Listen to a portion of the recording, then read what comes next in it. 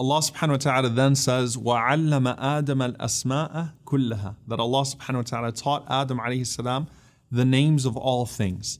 And that particular topic of what Adam alayhi salam was taught is quite fascinating actually. The scholars say Adam alayhi salam was taught al-musammayat. And al-musammayat, what that means are things that were concepts and they were merely conceptual. Adam alayhi salam was able to take those things and was able to give them, an operational measurement. He was able to actually define them. He was able to actually identify the details within them. So all of these things and people are presented to him, alayhi salam, and Adam alayhi salam knows how to define them. Now, what this is referring to, what it's really referring to is a precise eye. My dad is a chemist and he's a distinguished professor in chemistry. And so when he looks at something and he sees, and he sees the name of it, he's able to go through all of the properties of it because he's a chemist. So he naturally sees more within the chemicals, right? Within the ingredients, right? If you're an engineer, then you see more in construction. You don't just see the highway, you see more within that construction. If you're a farmer, then, you don't just see a particular fruit at one stage, but you're able to see all of the different stages of it, and you'll even give it more names. I always test my Hajj group when we go to date farms. And I say, what type of date is that? What type of date is that? You've got people there that might even be illiterate, but they can give you 20 different names for dates at their different stages.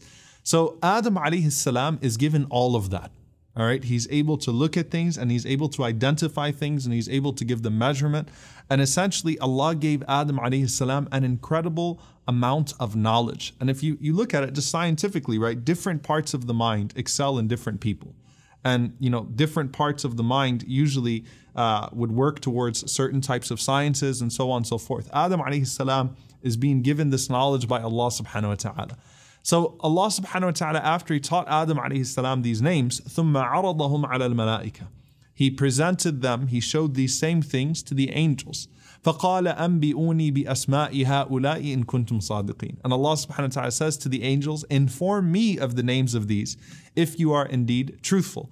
Now, what is Allah subhanahu wa ta'ala talking about here, if you are indeed truthful? When the angels objected in the beginning, when Allah subhanahu wa ta'ala says, إِنِّي جَاعِلٌ فِي الْأَرْضِ خَلِيفَةً, that I'm going to place a successor on earth, Allah subhanahu wa ta'ala is responding to their objection and He's saying, if you are truthful in that I don't create anyone more knowledgeable or capable than you that can be a Khalifa on earth. Okay, so if you are truthful in that claim or in that objection, then you go ahead and name these things that Adam alayhi salam was able to name.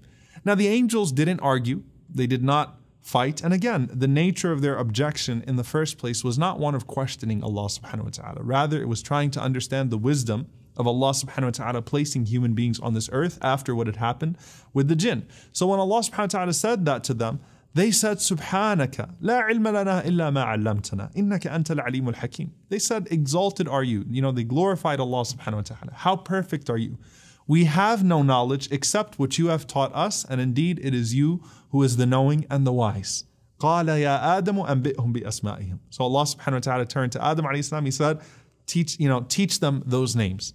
So Adam alayhi salam started to go through all of the names of these things that the angels were not able to identify. And he started to present to them, according to some of the Sahaba, the names of the human beings as well. All of these human beings, Adam alayhi salam was able to present their names. And according to some of the Sahaba, Adam alayhi salam was even able to start presenting to the angels their names. So he turns to them and he starts to say to them what their names are. So Allah subhanahu wa ta'ala says, فَلَمَّا أَنْبَأَهُمْ بِأَسْمَائِهِمْ قَالَ أَلَمْ أَقُلْ لَكُمْ إِنِّي أَعْلَمُ غَيْبَ السَّمَاوَاتِ وَالْأَرْضِ وَأَعْلَمُ مَا تُبْدُونَ وَمَا كُنْتُمْ تَكْتُمُونَ. Allah subhanahu wa ta'ala said to the angels, did I not tell you that I know the unseen aspects of the heavens and the earth, and that I know what you reveal and what you have concealed? So Allah subhanahu wa ta'ala reminds the angels once again, look, there's a purpose here.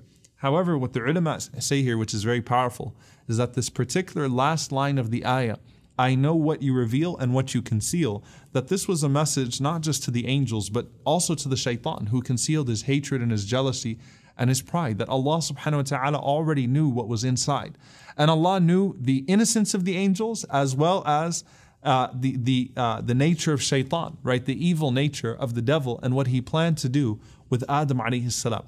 Now, the greatest message that we can take from all of this, obviously, is that فَوْقَ كُلِّ ذِي عِلْمٍ عَلِيمٍ. Allah subhanahu wa ta'ala says, above everyone who has knowledge is one who possesses more knowledge, right?